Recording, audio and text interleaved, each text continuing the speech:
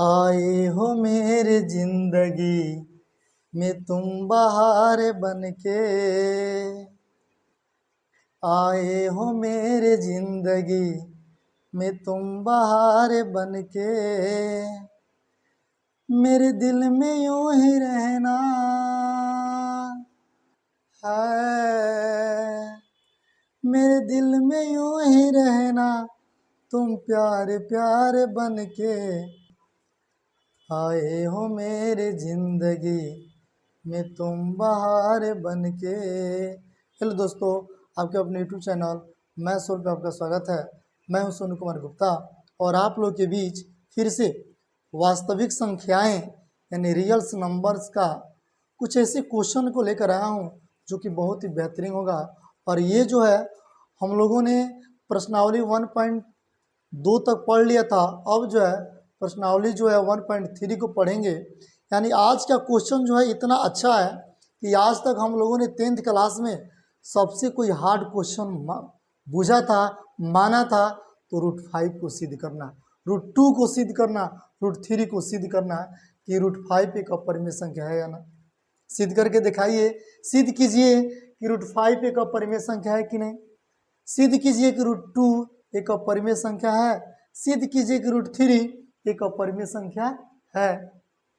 तो ये एग्जाम में हमेशा हर साल कोई ऐसा सेशन नहीं है, कोई ऐसा साल नहीं है कि हमारा ये ऐसा क्वेश्चन पूछे नहीं, चाहे वो √5 का पूछे, √3 का पूछे या √2 का पूछे, लेकिन पूछता जरूर है। तो आज तक आप लोगों ने इससे हार्ड बुझा, कठिन बुझा, और कितना स्टूडेंटों ने जब ये क्वेश्चन नहीं आया ना तो अपना पढ़ाई को 10th क्लास में जाते जाते छोड़ दिया और बाहर चला गया।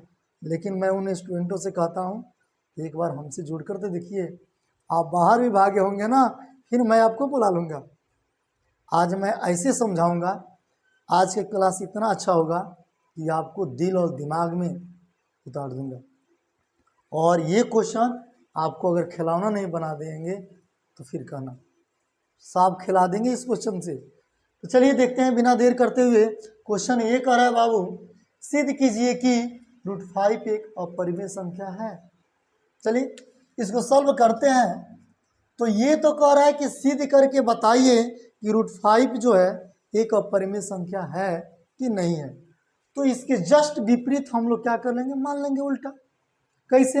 ये कह रहा है √5 एक अपरिमेय संख्या है, तो हम मान लेंगे क्या, √5 एक परिमेय संख्या है। तो लिखेंगे माना कि √5 एक परिमेय संख्या है। इसमें थोड़ा लैंग्वेज होगा तो घबराना नहीं है, क्योंकि जब तक लैंग्वेज नहीं लिख पाएंगे तब तक आपको समझ में भी नहीं आएगा। तो माना कि √5 एक अपरिमेय संख्या है, तो √5 बराबर a/b, जहां a तथा b एक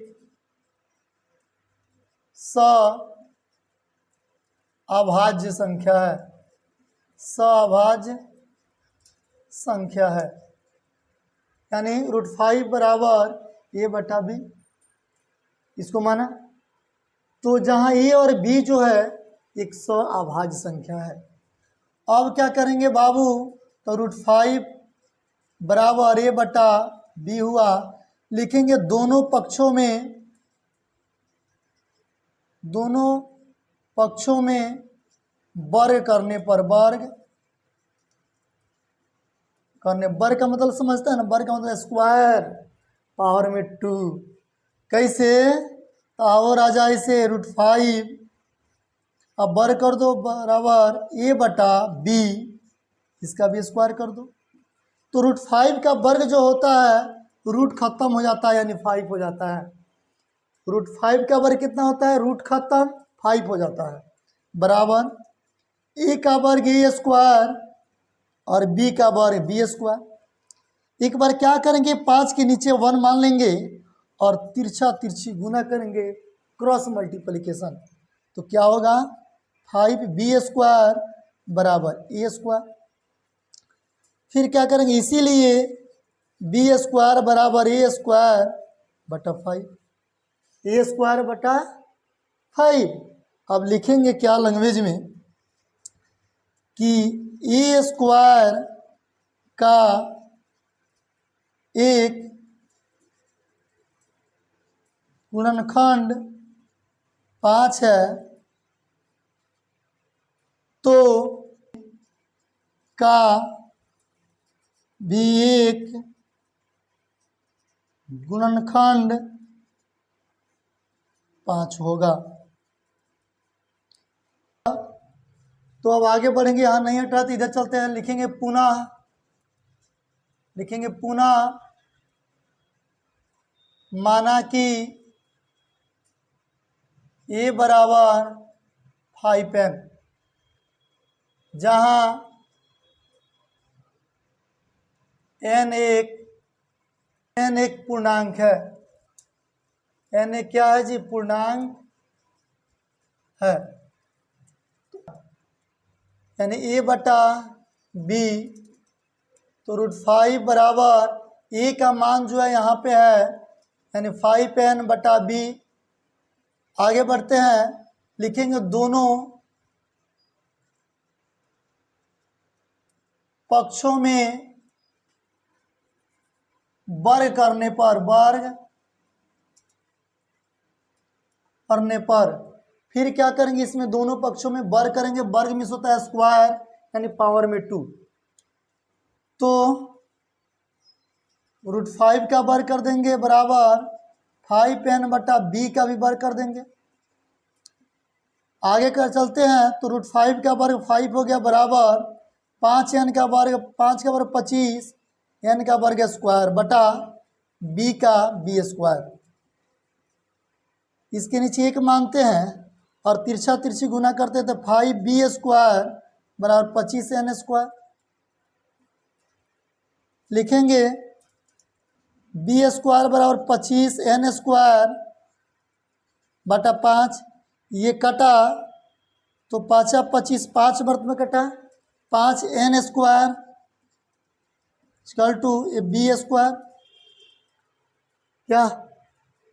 इसीलिए n बराबर b स्क्वायर बटा 5। अब लिख सकते हैं अर्थात b स्क्वायर का एक गुणनखंड 5 है, इसीलिए b का एक गुणनखंड 5 होगा। a तथा b का एक गुणनखंड 5 है, जो हमारी कल्पना के विपरीत है। कोई उभयनिष्ठ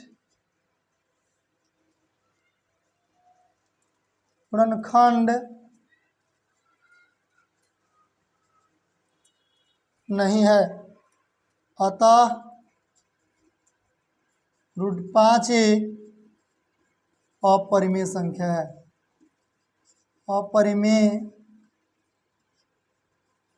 संख्या है, अतः √5 क्या है जी? अपरिमेय संख्या है।